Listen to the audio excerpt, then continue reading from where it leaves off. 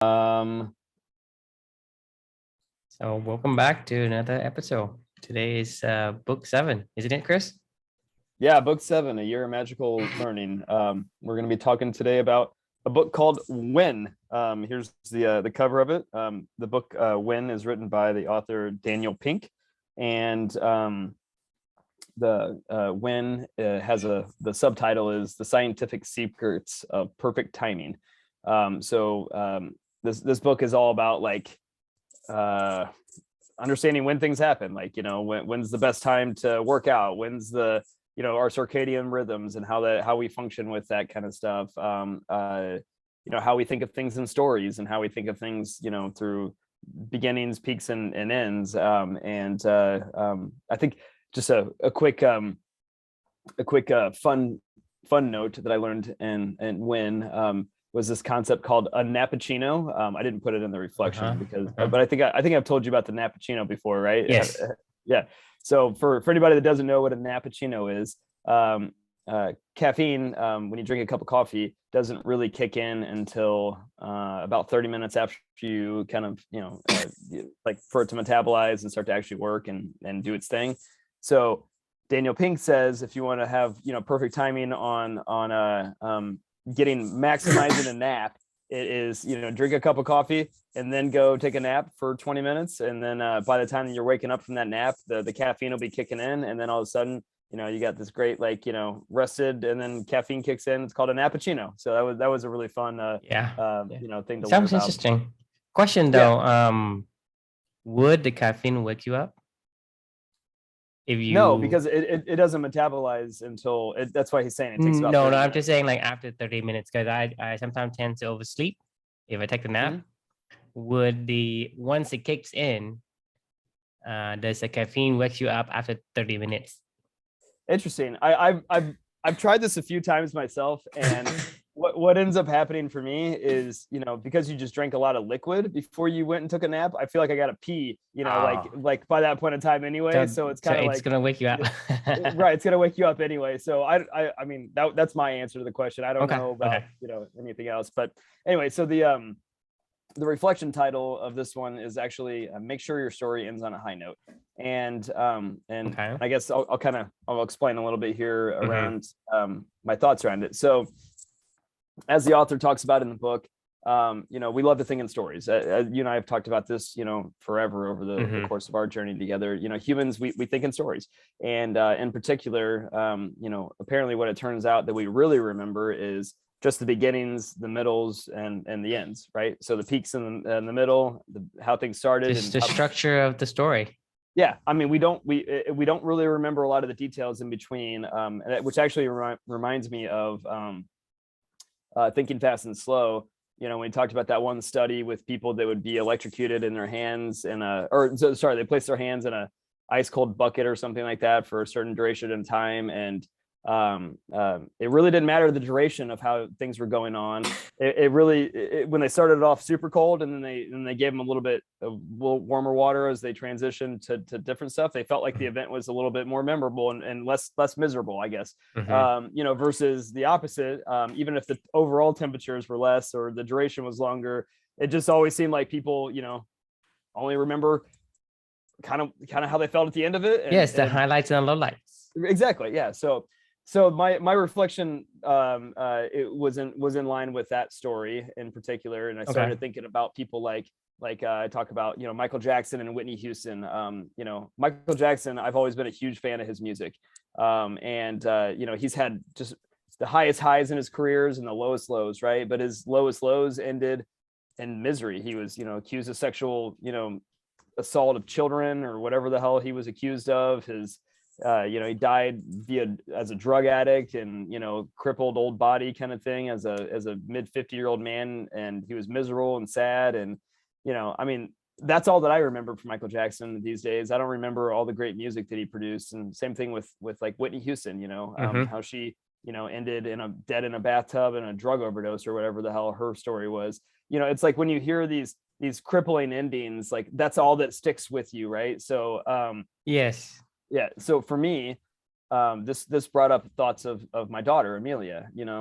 We went through a pretty traumatic experience with her, and and she did ultimately pass away. But I wanted to, one of the things that inspires me about her and has always inspired me, is, you know, she ended on a high note, even though, you know, her journey was cut short. As you can read in the book I Can't Imagine, which I know you've read, which is the story that I wrote about her and her journey. You know, her last 7 hours here on this earth, and you know, just how strong she showed, and during her entire fight, like everything about her ended on a high note, and I definitely ended on a high note. Right, and it made me want to vow to fight for the rest of my life to, you know, end my life on a high note as well. So so that was my big takeaway, is like, just always keep that in mind of like, I don't want to ever go out in this world not pushing to try to be my best, and not honoring my daughter, and not, you know, talking about her and telling about her courageous, you know, activities. And that's really what this book made me think about, I guess, at a high level. Yeah. What are your thoughts? I think so. I think because, you know, it reminds me of the saying, finish strong, when you doing like a race or something. And also I remember like, you know, a lot of the great athletes, right? We remember them when they retire, when they win a Super Bowl, like Peyton Manning. We don't remember because, you know, anyone who went out, for example, Andre Johnson with the Texans, right? He just went out on just fades into the night. Right. And Joe Montana, that's a great example. Joe Montana, when he went to the Chiefs, and it's like, oh man, why'd you do that? Like, man, like, you know, like, like that's what everybody, that's all I remember is Joe Montana on the Chiefs. I don't remember him on the 49ers winning 4 Super Bowls, you know, like. Yes. So that's the thing is, you know, in order for people to have you linger in their mind, you have to finish on a high note, which is finish strong. And so it's Michael Jordan does the same thing. You know, he ended his career with, you know, championships. You know, so timing the retirement, these guys become an icon, become an inspiration. Right. If they continue to do and fade tonight, we just lost that leverage. We just, as humanity, we lose what they did. Like they did great 9 times out of 10, but the 10th time, the one they fail, we remember them for the failure, especially in the end. And so for us, like, yeah, I mean, I think it's just human nature. We will condition for that.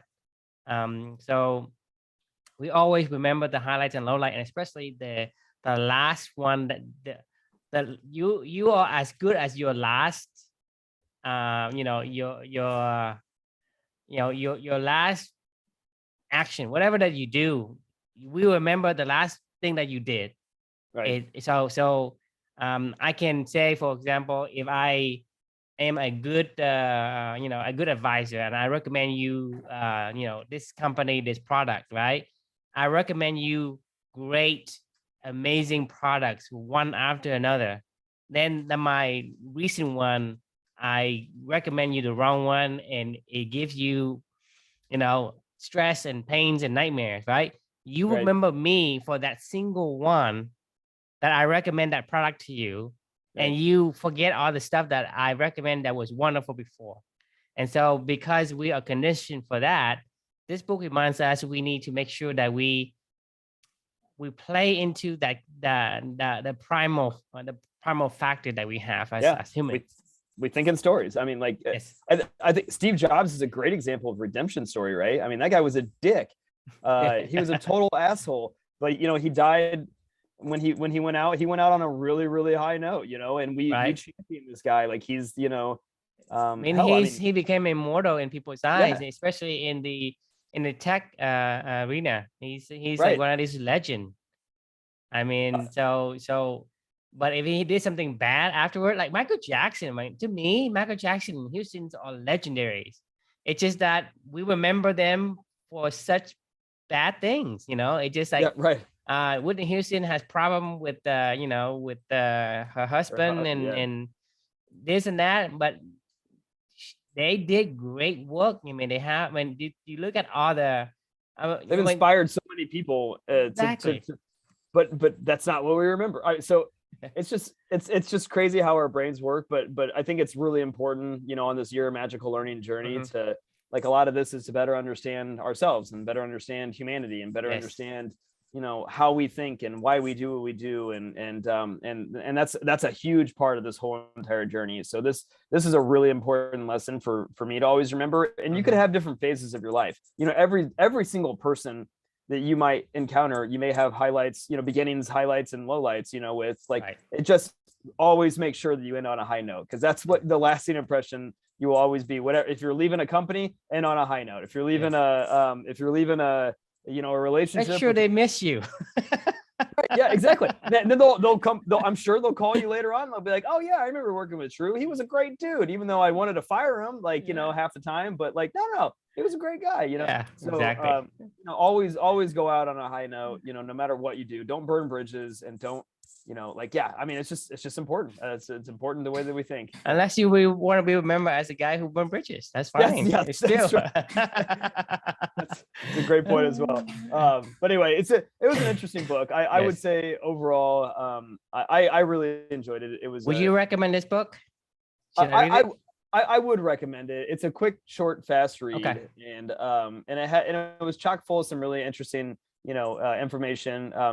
Time is an important thing in our life. I know it's a man-made, construct, but at the same time, it's, some of those things are man-made, like our circadian rhythms. It helps us align ourselves. Right. Because, it's a man-made construct, but it's basically our way of coping with different events, and how can we align ourselves to better leverage that situation. Right. It's how we frame the world, right? I mean, so it's an important topic to know about, and it was an interesting book to read about. So I like Daniel Pink. He's a good writer. I do. I love his other books. But that's why I want to see if you recommend this book. And so any readers there, if you guys have read it and see what you think, if you recommend it, and if you agree on this reflection title, and on a high note, disagree, agree, or neither. Absolutely. Let us know. And the question that we want to leave for everybody on this one is, what will people remember from your own story? Just something to keep in mind and something to think about. As this whole journey for me is all about, honoring my daughter and channeling her courage and strength and the blueprint she showed me how to live, a virtuous life about. I want to always make sure that I, further in this conversation with letting everybody know how amazing she was and how incredible her life is, and her high note is going to carry forward and cause ripple effects forever and ever and ever. And I love talking about these kind of topics. So if you want to live a life that people remember, make sure you end it on a high note. Right. Okay, well, that's it for today. So we'll catch you next time. Sounds good. See you, Drew. See ya.